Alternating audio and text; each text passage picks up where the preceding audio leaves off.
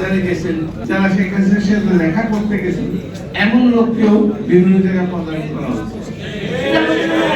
দুঃখজনক।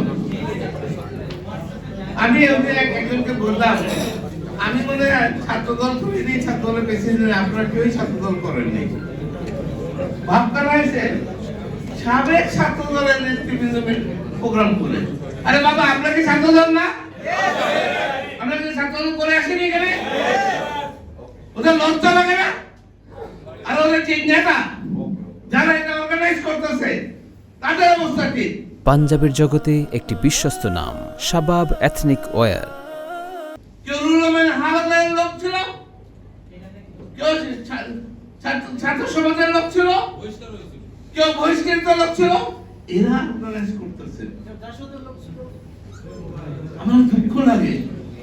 আমি আপনাদের অল্প কিছুদের মধ্যে আপনাদের মতামত দেন, আমি ছাত্রদলের সব মেডিকেল কলেজের প্রেসিডেন্ট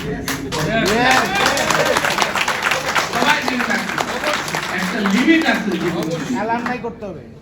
একটা গণতান্ত্রিক প্রক্রিয়ার নির্বাচন হয়েছে